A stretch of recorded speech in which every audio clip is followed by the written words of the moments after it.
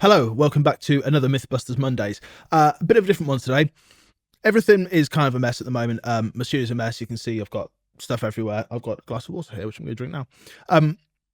I just wanted to jump on and, I don't know, maybe have a rant. Yeah, I think it is a rant. Excuse me for a second.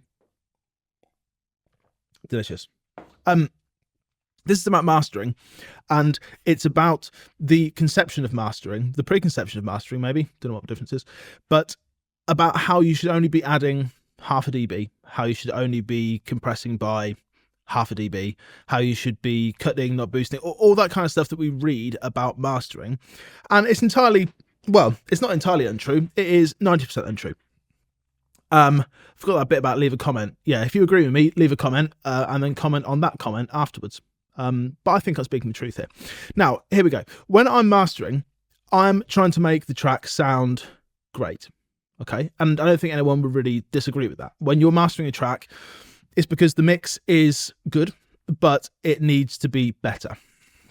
Now, I don't really think that anyone should be telling me what I should be doing or should not be doing to that track. And the kind of salient point here that I want to get across is the reason that we're told so much that we should only add 1 dB of top end or 1 dB of low end is this. The pros that this information has come from are mastering mixes that sound amazing. Okay, if a mix comes in and it sounds unbelievable, then yeah, you're probably just going to be adding 1 dB or taking 1 dB away. But that is not the real world. That is not the stuff that I deal with every day. That is not the stuff that we, like the people who are watching this video, are going to be dealing with. And I think it's really harmful that people are being told you should not add more than 1 dB, because what if the mix needs it? What if in terms of a mastered output, what if that track actually needs 5 dB of top end adding because it's come from an amateur mix and it needs loads of brightening? This is a really big thing, because the reason that we're told all this stuff is because it kind of trickles down from these top godlike guys who are mastering stuff that already sounds absolutely amazing. If you have a phenomenal band who 20 years into their career go to a phenomenal studio with phenomenal engineers, phenomenal studio acoustics and all that kind of stuff, if something comes out as a mix or even as a recording, if something goes to the mix and it doesn't already sound amazing, there's something wrong there.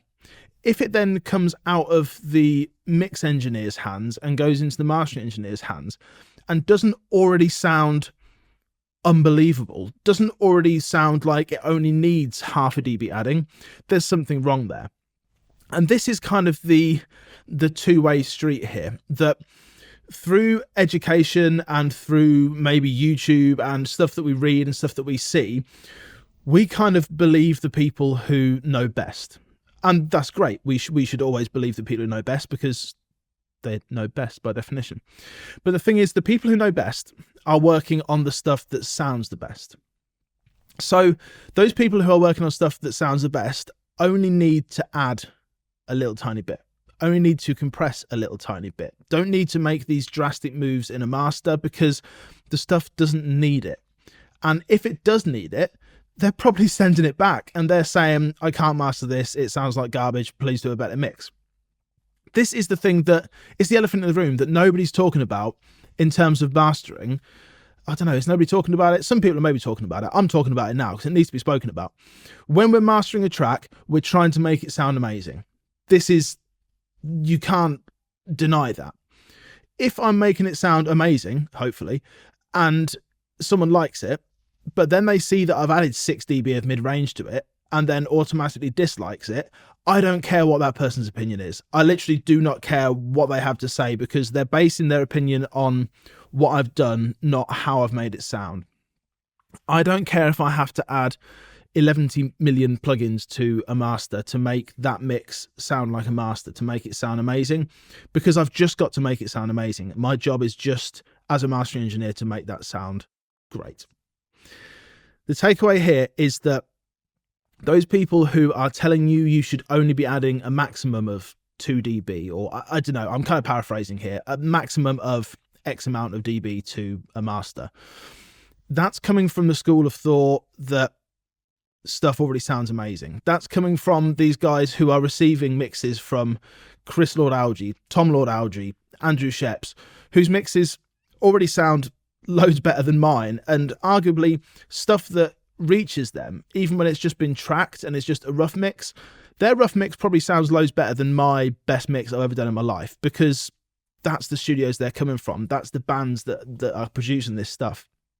Those bands create amazing stuff. The recording engineers create amazing stuff. The mix engineers create amazing stuff. I'm not saying it's easy for the mastering engineer. I'm not saying that when you get to that level, the mastering engineer has less of a job than we here in the trenches. But those kind of mastering engineers are really dealing with that 1% of artists, and they're really dealing with the stuff that only needs 1% because it's been done so well in the first place that it does only need 1%. So I guess what I'm saying here is, please, please, please do not believe people who tell you that you should only be compressing 1 dB or 2 dB at a master. Please don't believe anyone who says you should only be doing very, very slight moves on a master.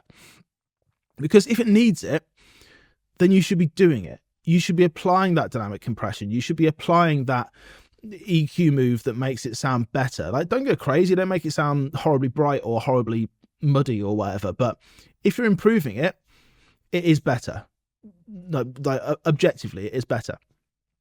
I once heard a mix engineer, I think it was on YouTube actually, and they said that if they have to add more than 2 dB of bottom end, then they'll contact the band and say to them, look, I'm having to do this. Are you okay with that?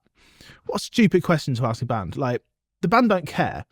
The band just care that it sounds great afterwards. And if you're like referencing against a mix that's in a similar genre or a master in a similar genre, and that reference track has loads more bottom end, I'm not going to call the band and ask them, do you want me to make it sound like this band? Because of course they do. Of course they want it to sound amazing. Of course they want it to sound like it's a mastered version. This is very, very harmful, this stuff. And I'm fully aware that I'm probably going to get comments in this video with people saying, no, you should only compress by 2 dB. You should only compress by such amount or add an EQ. But my question is, why? Why should I do that? Why should I create a master that doesn't sound the best it can be just because I feel like I have to follow these rules?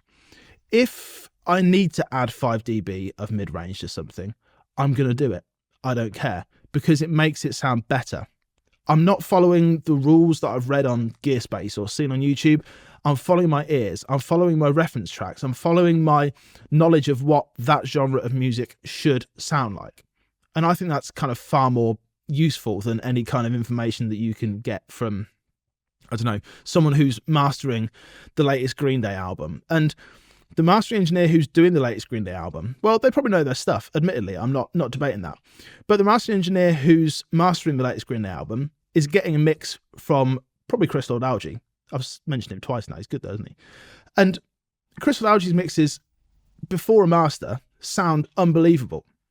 If you watch some of those videos, like, has he done a Produce Like a Pro, what is it? Mix with the Masters or something like that. If you did a mix and followed his exact moves to your mix, it's not going to sound the same, partly because it's different instruments, different song, but also because your original tracks do not sound like his. Your mixed tracks maybe don't sound as good as his raw tracks. And this is the thing that we need to understand. You need to get to that end point, but you're coming from a different starting point. If your starting point is the same, then maybe you just need to add a little high shelf and a little half a dB of compression. And that's cool, crack on. But if my starting point is pretty rubbish, then I'm going to need to do a hell of a lot more processing to get to that stage where it sounds even half as good as that stuff. Does that make sense? Bit of a rant there, but it bothers me. And I think this is a real myth. The myth is that in mastering, you should take a light touch. Well, you should if the music only needs a light touch. Whatever the music needs is what I'm going to be doing. If it needs a heavy touch, I'm taking a heavy touch because I just want that master to sound great. I want that master to sound so much better than the mix that came in, and I want the mix to sound so much better than the recording. It should always be amazing, and it should always get to that next step, improve from the first step. I just think that needs speaking about. Let me know what you think, because To me, if you're not receiving something that sounds amazing, then you shouldn't only be doing minor steps. You should be doing stuff that makes it sound amazing.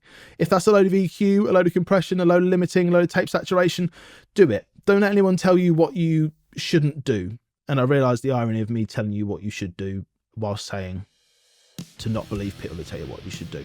But I think there's a difference. What do you reckon though? Drop us some in the comments. I'll see you soon. Take care.